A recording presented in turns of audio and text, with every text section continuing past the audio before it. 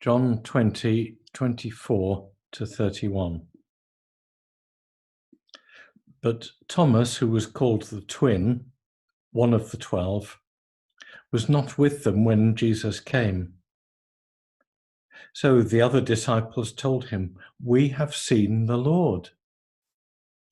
But he said to them, unless I see the mark of the nails in his hands, and put my finger in the mark of the nails and my hand in his side, I will not believe." A week later, his disciples were again in the house, and Thomas was with them. Although the doors were shut, Jesus came and stood among them and said, "Peace be with you." Then he said to Thomas, "Put your finger here and see my hands.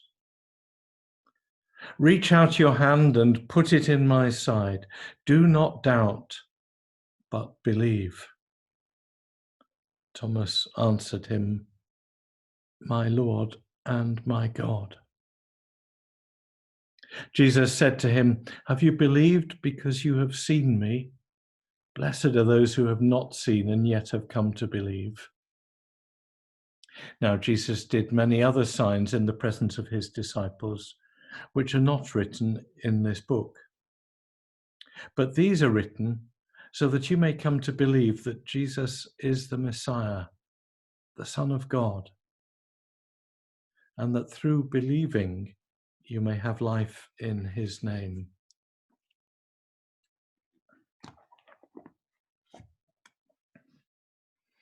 In the dim and distant past, those of us who were ordained young had to do two curacies. I was ordained at 23, and the bishop said to me, as perhaps some bishops did in those days, "Keep your nose clean, lad, and you'll be a vicar when you're 30." And that was the normal understanding. So I had to serve, getting on for 7 years of curacy before I could be a vicar.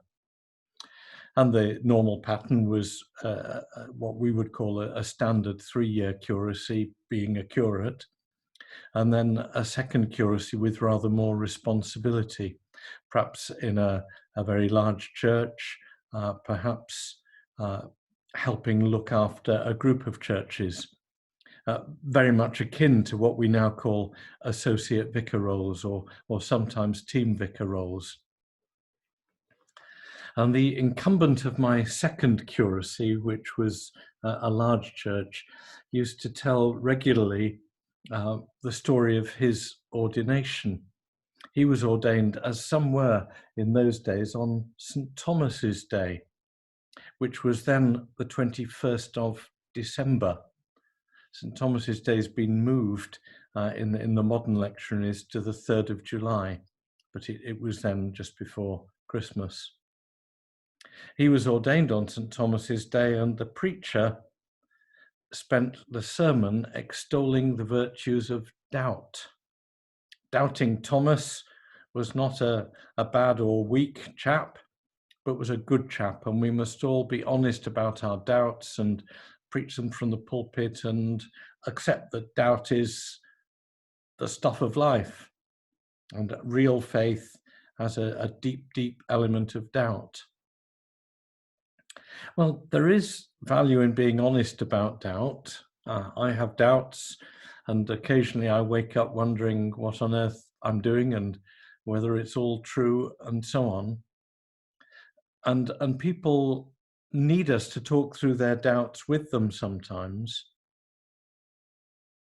But Jesus replied to Thomas with his doubts, or rather his refusal to believe the resurrection.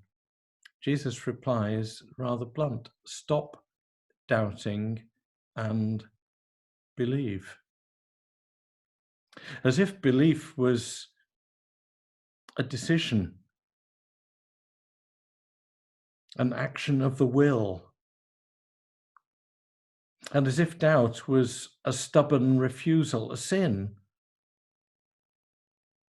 rather than a psychological blockage or a need for more information or for proof.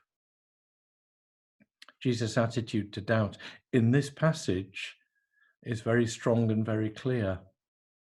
Others with doubts he treats in different ways at different times, as you'll know. But we're here in the story of Thomas. Stop doubting, but believe. But the phrase I want to hold on to and use as the theme and title for this session is my Lord and my God. Because we're not dealing in these sessions with what Jesus said and did, though of course that's behind everything and underneath everything. We're dealing with our own responses. And we've done that twice before. I have seen the Lord. Receive the Holy Spirit. And now, my Lord and my God. I take it that you don't still doubt the resurrection. At times, yes, just occasionally I doubt the existence of God and the afterlife and everything. Everything flashes through the mind. Is this possible? Is this on? Are we simply living in a fairy story? But those instants pass pretty quickly because of the certainty that Jesus rose from the dead, that I've met the Lord, that he's given me his Holy Spirit, and that he is my Lord and my God. And that's the clarity with which we need to be preaching, ministering, pastoring, serving as deacons and priests. Our people don't want or need to hear all our doubts and questions. They need to know that we're human beings. They need to know that we recognize their doubts and questions as being real. They need to know that sometimes we struggle with it all, but our people need the clarity of my Lord and my God. And just as Thomas and the others were sent out to bear witness, to proclaim, so we are sent out, and you very specifically through your ordinations will be sent out to proclaim Jesus as not just Lord and God, but my Lord and my God. So once again, and you can see the pattern, once again it comes back to us and to our own experience here. Of course, there's a great deal we can say about Thomas. There's a great deal we can say about how doubt works and how belief works.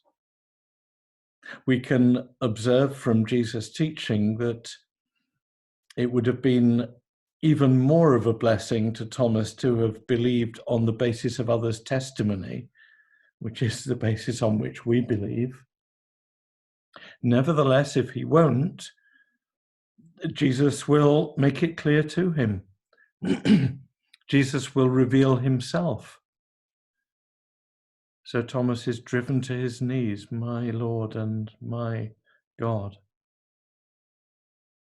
And that's where we have to be, however we get there. Whether it's on the basis of testimony, on the basis of reading the scriptures, saying, yes, this is true, I believe it.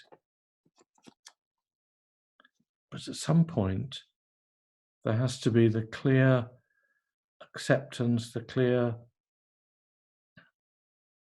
submission to Christ, the clear receiving of Christ that says, my Lord and my God. And as you get up from your knees at the ordination service, when you've been prayed for, commissioned, sent out. The experience of your heart needs to be my Lord and my God. And of course, as you come towards that ordination service and that very special, precious moment that I trust will stay with you right through your life, you need to be doing so in the absolute knowledge that He's your Lord and your God, that it's personal.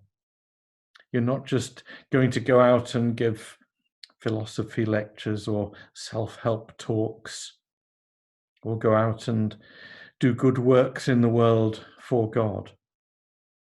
You're going to go out with this burning in your hearts and your lives. My Lord and my God.